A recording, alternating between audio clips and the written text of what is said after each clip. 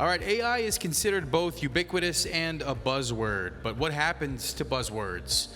They tend to fade. So, how do we ensure AI goes beyond the hype and remains a lasting force? The following panelists will debate just that. So in what ways our underlying network design evolve in this direction? Are current networks ready to support the demand of AI-first ecosystems?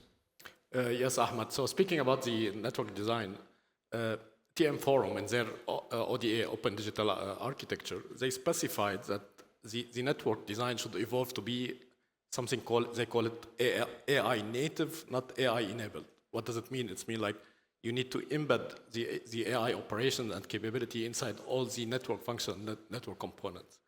Now, they emphasized on two pillars to enable this AI native networks, which is the first one is the data foundation, and everyone is speaking about data foundation, but data foundations mean enabling all the feature of real-time data streaming, data quality check, data preparation, data correlation, aggregation, everything about the data and prepare it to make it available for the higher layer and the AI layer. And the second pillar, they focused on how to move the network to sync and autonomously act and perform a specific action autonomously. Now, in this also, they specify the journey of enabling the AI to move toward autonomous network, and they make it simple. It's 4 functional blocks. First of all, you need to make the network aware, which they call it awareness, then the analytics, then the decision, then the execution. So it's 4 functional blocks, and AI should be embedded inside each of these blocks.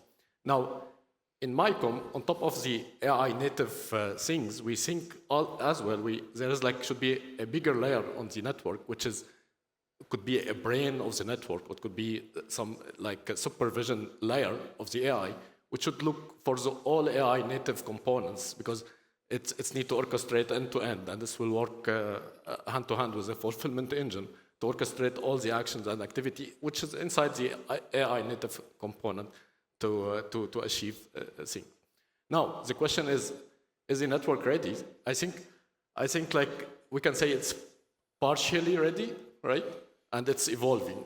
Now, for example, when we talked about this for a functional block, now operators are able to do awareness through AI, right? They can use forecasting, anomaly detection, all of this kind of machine learning is available now.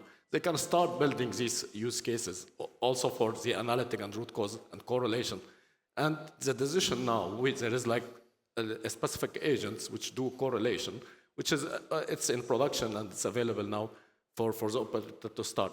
Is this taking me to the full autonomy? Not yet. It's the next step is to enable this reasoning and thinking of the network and start taking autonomously an action. Like, for example, I need to prioritize the video traffic in this area because I have an event. This is all happen automatically, and AI takes the decision and do that.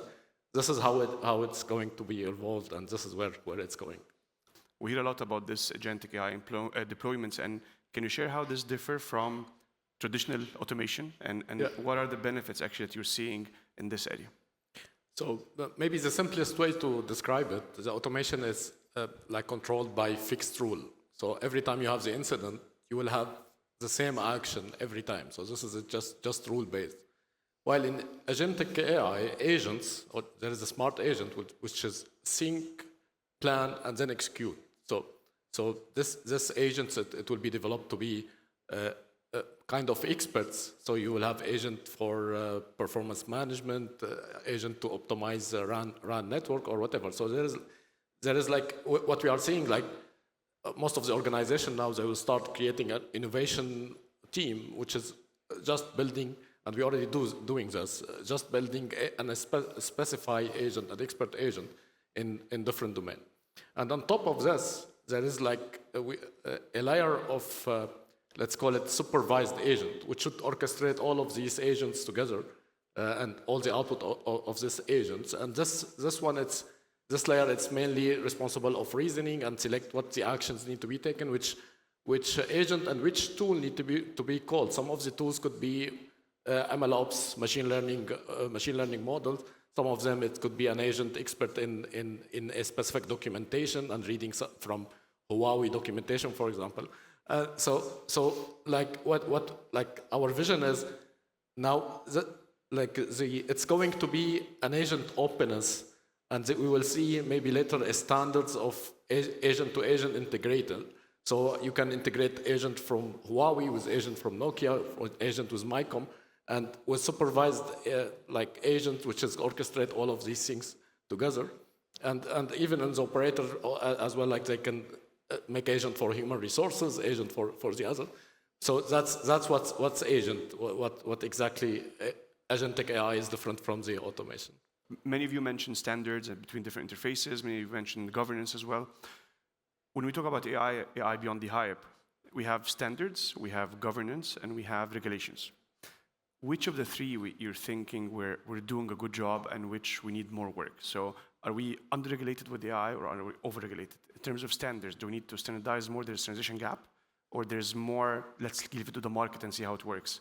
Also same with governance. Are we okay with what we're doing, the speed, the development of AI governance right now, or do we need to do more?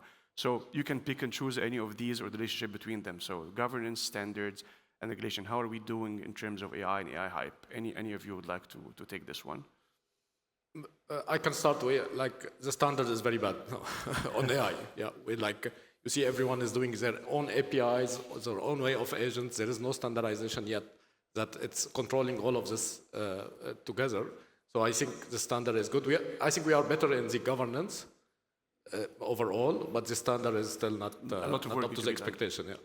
Okay, thank you very much, and thanks for everyone. Thank you very much.